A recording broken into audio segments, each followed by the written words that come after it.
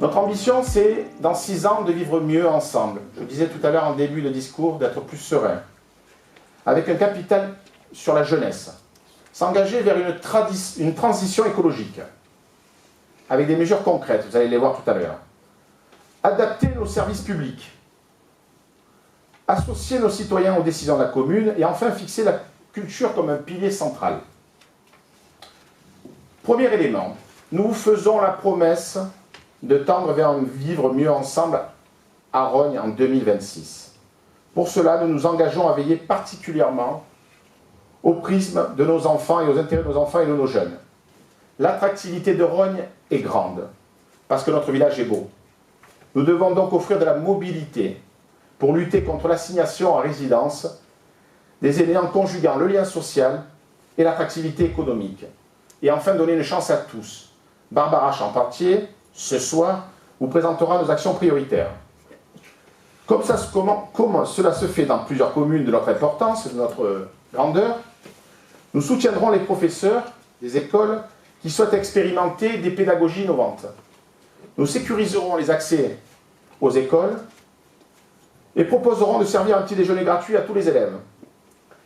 Enfin, nous adapterons les tarifs de la cantine aux revenus des parents pour le midi. Nous nous engageons aussi à faire des écoles des lieux exemplaires pour l'accueil des enfants en situation de handicap. Deuxième élément, nous nous engageons à une transition écologiste juste et concrète, en portant des projets réalistes, simples, mieux manger, mieux consommer, mieux se déplacer et mieux habiter.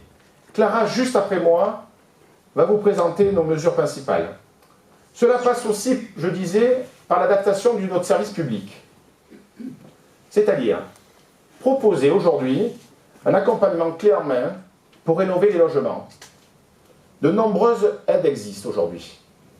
La municipalité coordonnera, avec l'aide du CCAS, les mesures d'urgence et d'évaluation à trouver.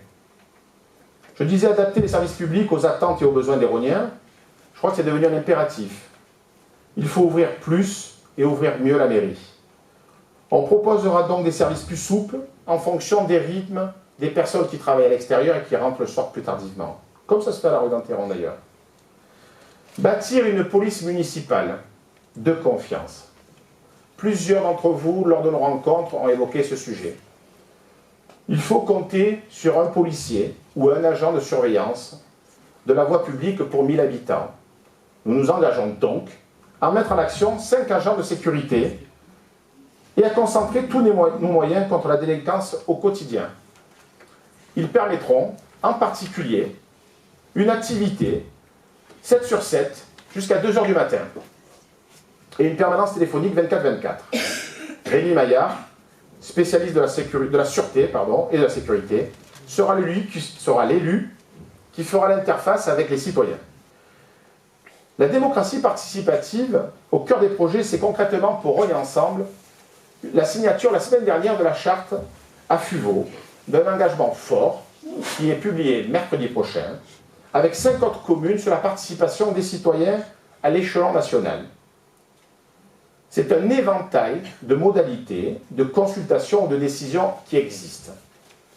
C'est la mise en place d'un conseil participatif, une base d'organisation pour les référendums locaux, pour les votes réguliers en ligne par exemple. Le maire et son équipe prendront les décisions ultimes, certes, mais chaque fois qu'ils le jugeront opportun, les habitants seront sollicités, consultés, associés aux décisions. Nous engageons un contrat municipal portant sur le bilan annuel de ce qui a marché cette année-là et ce qui n'a pas marché, publié bien sûr. Et nous organiserons une grande rencontre avec les Rogniens à mi-mandat. Enfin, la culture.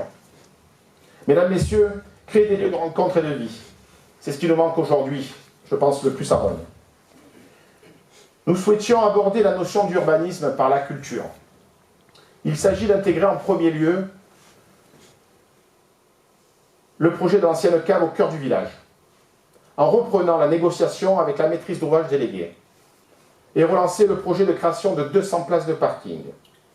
Lors des vœux, cette année, c'est un entretien que nous avons eu avec les responsables actuels et la maîtrise d'ouvrage déléguée. Vous pouvez me faire confiance pour engager une négociation intense. Je vais vous rassurer, nous n'allons pas faire de Rognes un grand parking à ciel ouvert ou des résidences de garage. Nos besoins, ce sont ceux de nos enfants. Ce sont ceux de créer aussi un lien de rencontre et de vie.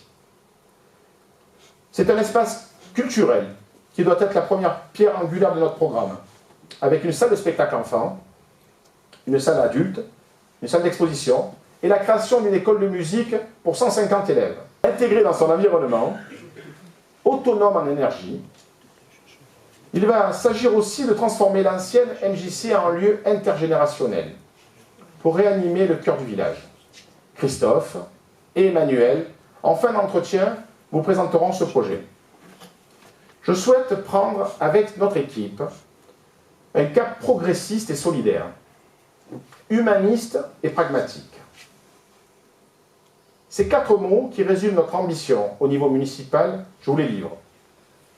Je vais arrêter la totalité de mes engagements pour mettre mon énergie, mon expérience à la disposition de la commune, avec certainement mon équipe autour de moi, mais aussi avec les élus du canton, du département, de la métropole, pour créer d'utiles passerelles. Pendant cette préparation, j'ai été fier d'animer ce groupe, apportant un vent nouveau, une gestion saine et participative. J'aime les combats, certainement, surtout ceux qui se gagnent. Alors avec l'épée humaine, car je suis un guerrier pacifiste. C'est pourquoi je compte sur votre soutien. Il nous reste 45 jours, 1 mois et demi.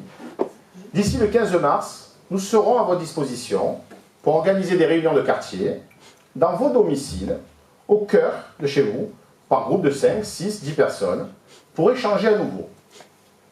Je vous le disais en préambule, une deuxième réunion sera livrée le jeudi 12 mars à 19 h à la MJC.